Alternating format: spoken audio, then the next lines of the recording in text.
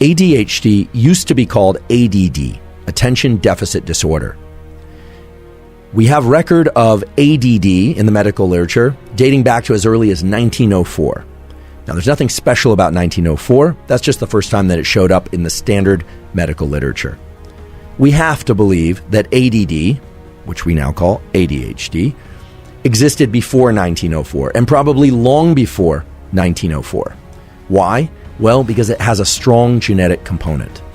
If you have a close relative that has ADHD, there's a much higher probability that you will have ADHD. And that probability goes up depending on how closely related to that person you happen to be. So for instance, if you're an identical twin and your twin has ADHD, there's a very high concordance, as we say, a very high probability that you will have ADHD, up to 75% chance. If you have a fraternal twin with ADHD, that number goes down a bit in the 50 to 60% range, and so on. If you have a parent with ADHD, that number ranges anywhere from 10 to 25% likelihood that you will have ADHD. If you have two parents, and so on and so on.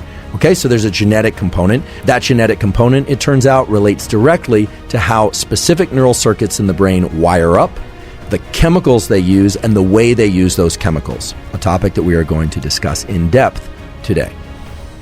Now, if you have a close relative with ADHD, that does not mean that you are fated to have ADHD. And if you happen to have ADHD, there are ways to overcome those symptoms of lack of attention, impulsivity, and so on. Another important point about ADHD is that it has nothing to do with intelligence. Whether or not we're talking about intelligence measured by a standard IQ test, a rather controversial issue, as many of you probably know. There are lots of forms of intelligence that a standard IQ test just wouldn't pick up. Emotional intelligence, musical intelligence, spatial intelligence, all sorts of intelligences. None of them are related to ADHD.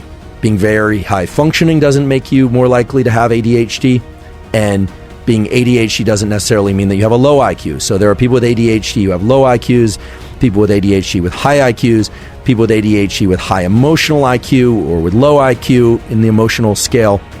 It's all over the place. The important point is that your ability to attend and focus does not relate to how smart you are or your IQ of any type, not just a standard IQ.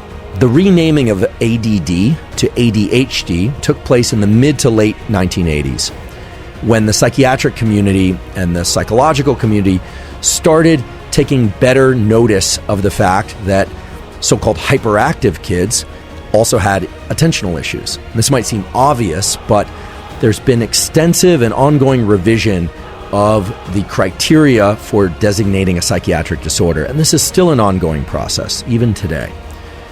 So in the mid-80s, we started hearing about ADHD, and then gradually that term ADD has been dropped away. However, just the renaming of ADD to ADHD has led to much better diagnosis and detection of ADHD. So right now, the current estimates are that about 1 in 10 children, and probably more, have ADHD. The current estimates are anywhere from 10%, 1 in 10, to as high as 12%. Now, fortunately, about half of those will resolve with proper treatment, but the other half typically don't. The other thing that we are seeing a lot nowadays is increased levels of ADHD in adults.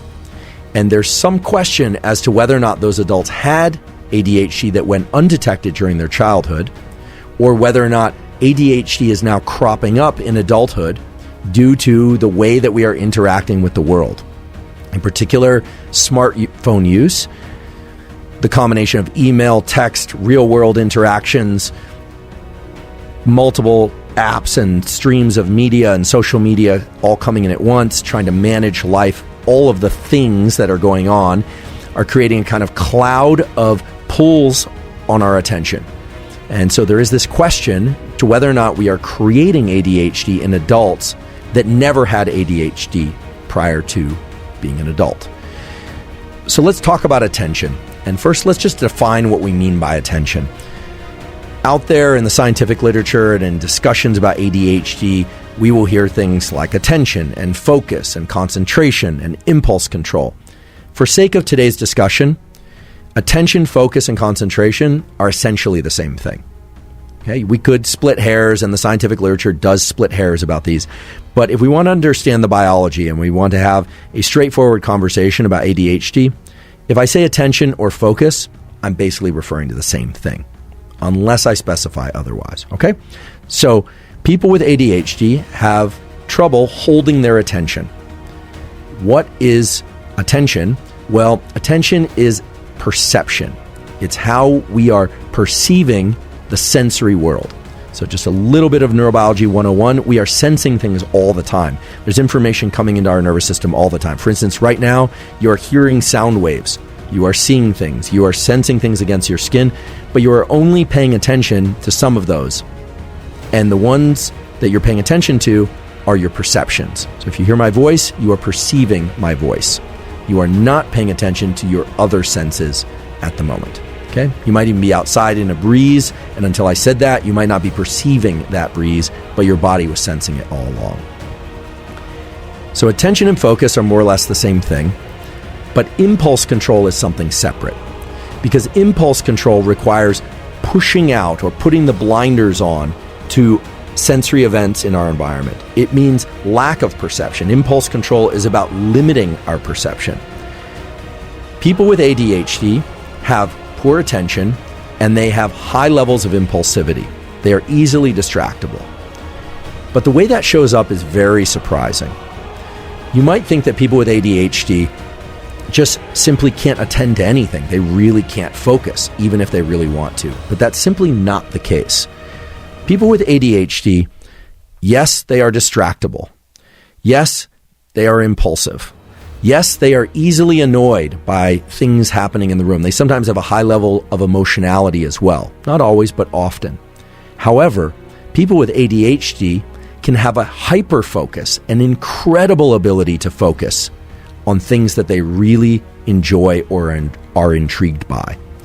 Now, this is a very important point because typically, we think of somebody with ADHD as being really wild and hyperactive or having no ability whatsoever to sit still and attend.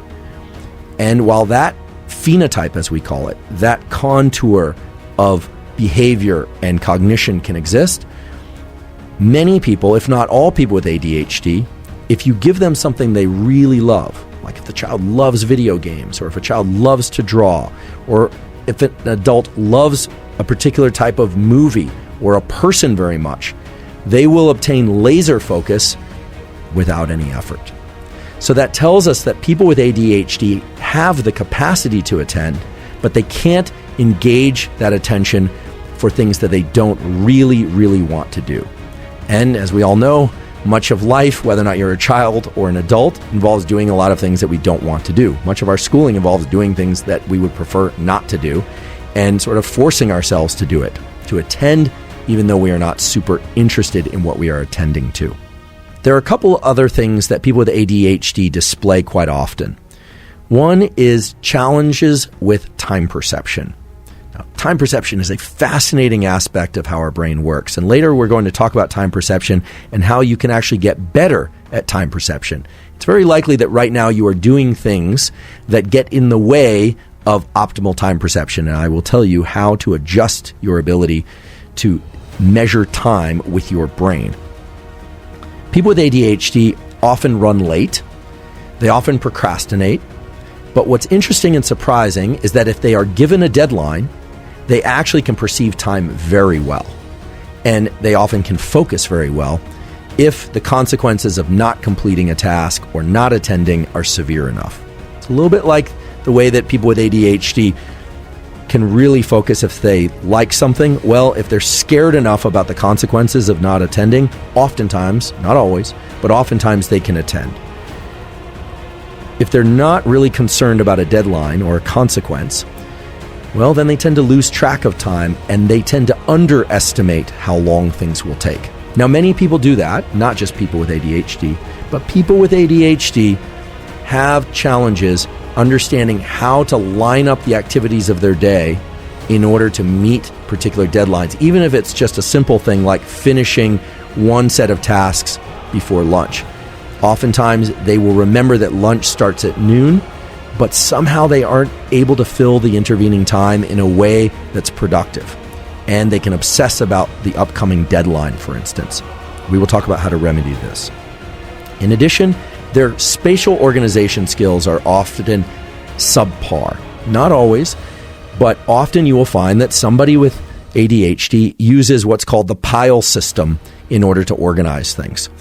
They will take many belongings, and this could be in the kitchen or in their bedroom or in their office or in any space, and they will start piling things up according to a categorization system that makes sense to them and only them. It doesn't really have any logical framework. Now, many people use the pile system, and if you use the pile system, that doesn't mean that you have ADHD. In fact, if you're unpacking a house or you've moved recently or you've received a lot of presents recently, the pile system makes perfect sense to organize your space. But people with ADHD tend to organize things according to the pile system all the time, and that pile system doesn't work for them. Okay, so that's the key distinction, that they use a filing system, and it's not really files. They're piling things up in a way that makes sense to them, but then it doesn't work for them in terms of what tasks they actually need to perform. They can't find things, or if anyone moves one thing, then it's very disruptive to their overall plan, because their overall plan doesn't really work in the first place. So that's a common phenotype, as we call it. A phenotype, by the way, is just an expression of a particular set of underlying genetic or psychological components. Okay, so we say the phenotype. So a phenotype could be brown hair and green eyes. Like for me, a phenotype could also be that somebody uses the piling system. Okay. The other thing that people with ADHD have real trouble with is so-called working memory. Now, you might think that people with ADHD would have really poor memories, but in fact, that's not the case. People with ADHD often can have a terrific memory for past events. They can remember upcoming events quite well.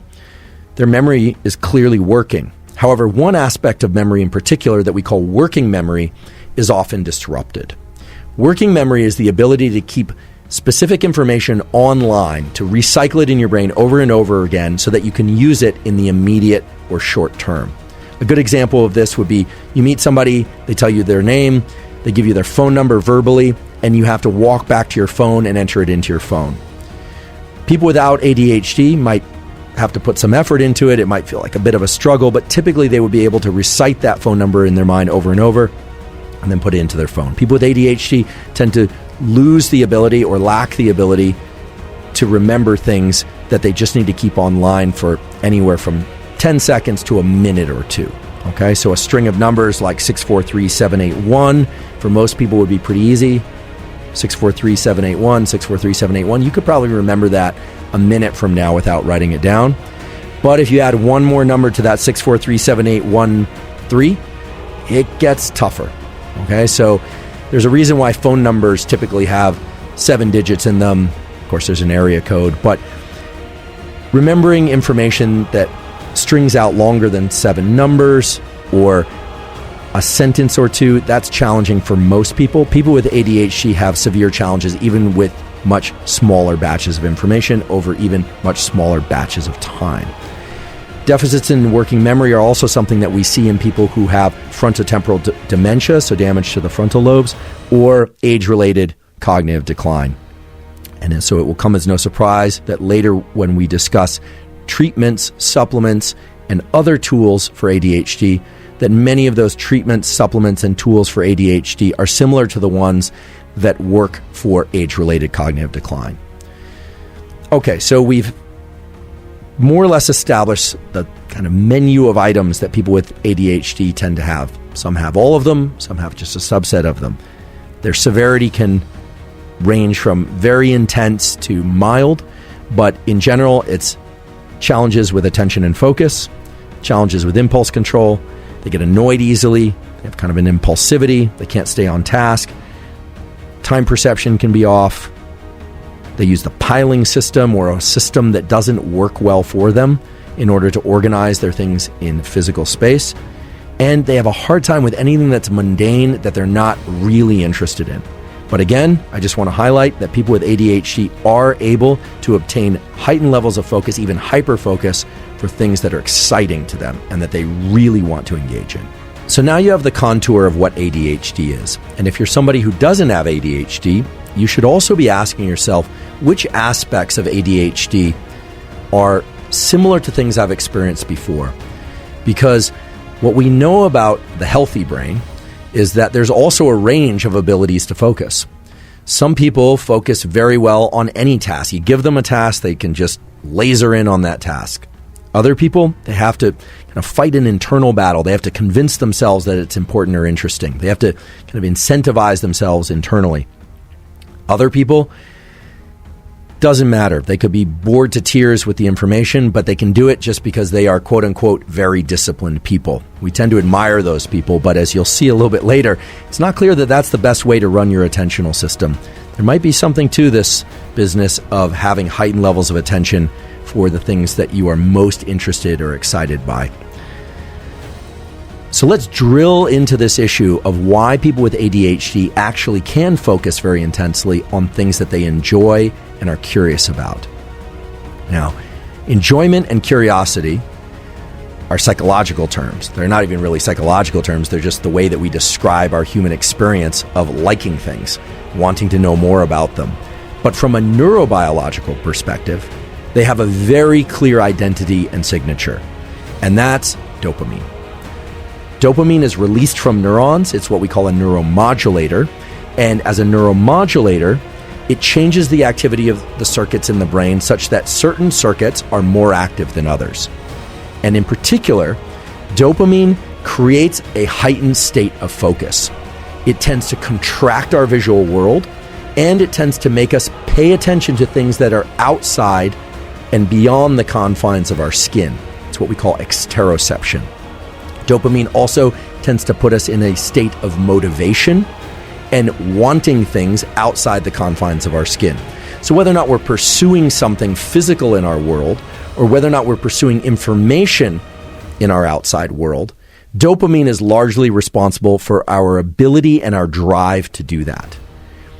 But dopamine as a neuromodulator is also involved in changing the way that we perceive the world. So as I mentioned earlier, you have all these senses coming in, and you can only perceive some of them because you're only paying attention to some of them. Dopamine, when it's released in our brain, tends to turn on areas of our brain that narrow our visual focus and our auditory focus. So it creates a cone of auditory attention that's very narrow. It creates a tunnel of visual attention that's very narrow. Whereas when we have less dopamine, we tend to view the entire world. We tend to see the whole scene that we are in. We tend to hear everything all at once. So as I describe this, hopefully you're already starting to see and understand how having dopamine release can allow a person, whether or not they have ADHD or not, to direct their attention to particular things in their environment. Right? So now what we're doing is we're moving away from attention as this kind of vague, ambiguous term, and we're giving it a neurochemical identity, dopamine, and we are giving it a neural circuit identity. And just to put a little bit of flavor and detail on which neural circuits those are, I want to discuss two general types of neural circuits that dopamine tends to enhance. So let's talk neural circuits. And for those of you that love hearing neuroscience nomenclature, you're going to eat this part up. And for those of you that don't like a lot of names of brain areas, I invite you to tune out or just try and grab the top contour of this. I will describe it in pretty general terms, but I will give some detail because I know there are some of you out there who really want to dig deeper into what the exact structures and connectivities are. Okay? So there are two main types of circuits that we need to think about with respect to ADHD, attention and dopamine. The first one is called the default mode network. The default mode network is the network of brain areas in your brain, in my brain, and in everybody's brain that is active when we're not doing anything, when we're just sitting there idle at rest. Now, it's very hard to not think about anything, but when you're not engaged in any type of specific task, so you're not driving, you're not playing a video game, you're not trying to study, you're not trying to listen, you're just sitting there letting your brain kind of go wherever it wants to go, your default mode network underlies that state of mind. The other set of circuits that we're going to think about and talk about with respect to ADHD are the task networks. The networks of the brain that make you goal-oriented, or that are at least trying to make you goal-oriented. And those are a completely different set of brain areas. However, the default mode network and these task networks are communicating with one another, and they're doing that in very interesting ways.